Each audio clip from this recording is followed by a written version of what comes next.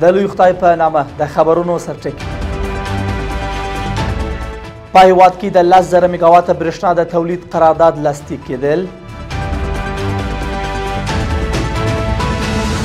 افغانستان کې د یوه کلي موټرو د ثبت او محصول د پروسې تمدید.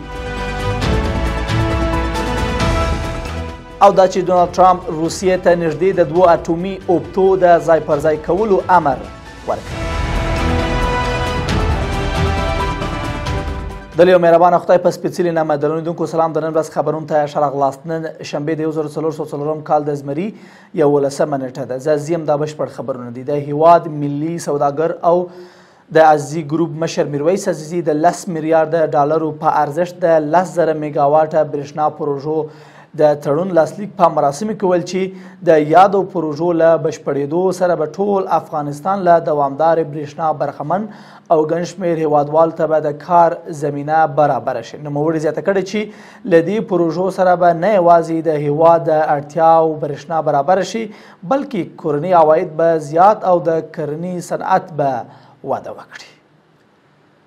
مالیې وزارت اعلان کړی چې د افغانستان لاس د بې اسناده یا یو کلي موټرو د ثبت او محصول پروسه د 1404 کال تر پای ته رسیدو پورې تمدید شوه. یاد وزارت د یوې خبرپاڼې په خپرولو سره ویلي چې د یو کلي موټرونو د ثبت او محصول په شته کړنلاره کې د خلکو اقتصادي حالت په پام کې نیول شوی دی.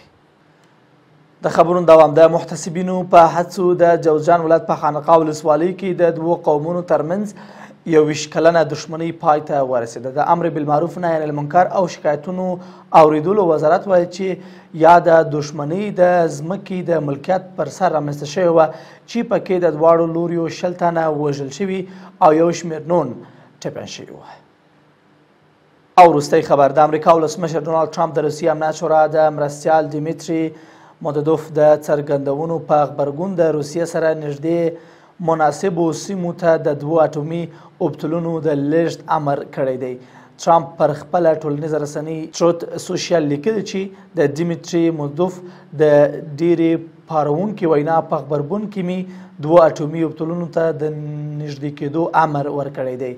مودودوف د پنجشنبې په ورځ ګواښ کړی و چې ټرامپ باید په یاد ولري چې مسکو لا هم د شوروي له وختونو اټومي وړتیا لري چې کولی شي په بیړني حالت کې ترې کار واخلي. د مودودوف د ټرامپ ترمنځ لفظي شخړه د هغه مهال رامنځته شوه چې د امریکا ولسمشر ټرامپ د اوکراین سره د جګړې پای ته رسولو لپاره روسیې ته د 10 تر 12 ورځو پورې مهلت ورکړ چې عملي ګامونه واخلي او د نه کولو په صورت کې به له نویو بندیزونو سره مخامخ شي. له ملتیا مننه. تر بیا ښه وخت او ښه چا.